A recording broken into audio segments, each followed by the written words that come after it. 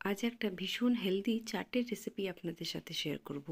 নমস্কার বন্ধুরা, স্বাদের ঠিকানায় আপনাদের সকলকে স্বাগত। তাহলে চলুন দেখে নিই আজকের এই চাটের রেসিপি। চাটের রেসিপিটা বানানোর জন্য প্রথমে আমি একটা চাটনি তৈরি করব। তার জন্য এখানে আমি নিয়ে নিয়েছি ধনেপাতা, 2 কোয়া রসুন, 1 ইঞ্চি আদা আর একটা কাঁচা লঙ্কা। আর তার মধ্যে আমি দিয়ে দিচ্ছি স্বাদ মতো নুন, আর দিয়ে দিচ্ছি এখানে আমি লেবুর রস। এখানে আমি অর্ধেক লেবুর রস দিচ্ছি। দেখুন, হাফ লেবু এখানে কেটে আমি এর মধ্যে রসটা দিয়ে দিলাম। এই চাটনিটা একদমই অপশনাল আছে, আপনারা চাইলে এই ছোলার চাটে চাটনিটা দিতেও পারেন, আবার নাও দিতে পারেন। তবে আমি চাটনিটা দিয়েই বানিয়েছিলাম, খেতে ভীষণ টেস্টি হয়েছিল। তার মধ্যে দিয়ে দিলাম ছোটো চামচের হাফ চামচ সর্ষের তেল। সর্ষের তেল দেওয়ার পর এর মধ্যে জল দিয়ে দিলাম। এখানে তেল দিয়ে যদি চাটনিটা বানানো হয় তাহলে চাটনিটা কিন্তু অনেক দিন পর্যন্ত ভালো থাকে, মানে প্রায় 7 দিন খুব ভালোভাবে চাটনিটা আপনারা ইউজ করতে পারবেন ফ্রিজে রেখে।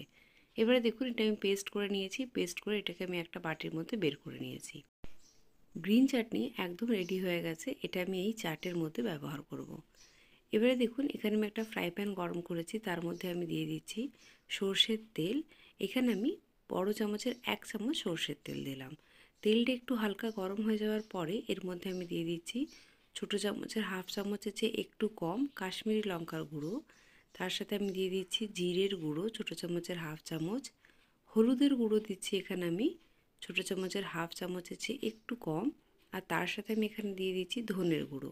যে মশলাগুলো আমরা প্রত্যেক দিন ব্যবহার করি সেই মশলা এখানে আমি দিচ্ছি। দেখুন, এগুলো একটু হালকা ভেজে নিলাম। একটু হালকা ভেজে নেওয়ার পরে এখানে আমি সেদ্ধ করে রাখা ছোলা দিয়ে দিচ্ছি। এখানে আমি 1 বাটি ছোলা সেদ্ধ করে রেখেছিলাম।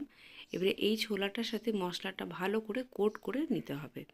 এইভাবে করে নিলে, একটু টস মতন করলে দেখুন ভালোভাবে মশলাটা কোট হয়ে যাবে ছোলার সাথে। খুব ভালোভাবে এটা আমি কোট করে নিয়েছি। এবার আমি এর মধ্যে দিয়ে দিচ্ছি স্বাদ মতো নুন। আমি এখানে খুব সামান্য পরিমাণে নুন দিয়েছি, যেহেতু এটা একটা চাট তৈরি করছি, তাই পরে আবার এখানে একটু নুন ব্যবহার করব। তাই এখানে দেখুন নুন দিয়ে এটাকে ভালো করে নাড়াচাড়া করে নিচ্ছি। ঠিক একইভাবে এটা আমি টস করে এটা একদম রেডি হয়ে গেছে। খুব ভালোভাবে দেখুন মশলাটা কোট হয়ে গেছে।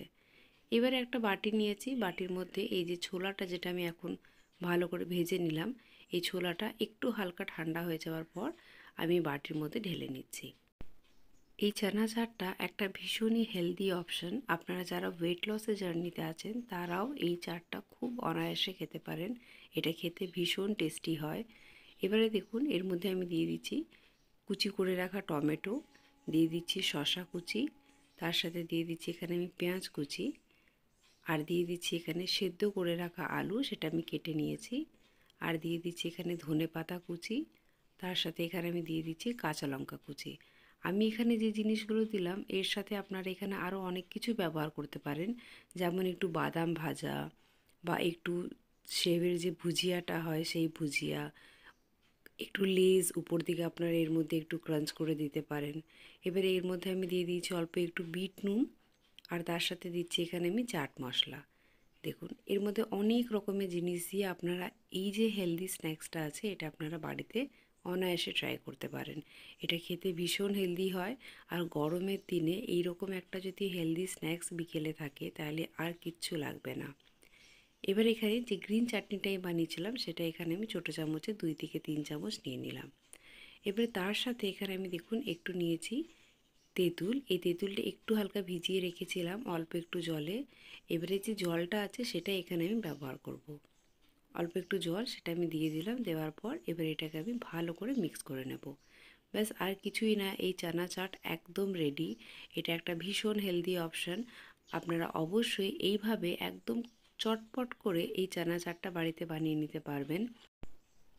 এই চানা চাটটা এতটাই টেস্টি হয় যে আমি যতটা বানিয়েছি এটা খুব অনায়াসে 2 থেকে 3 জন চটপট করে শেষ করে দিতে পারবে। আজকের এই ভিডিওটি ভালো লাগলে অবশ্যই আজকের ভিডিওটি একটা লাইক করবেন।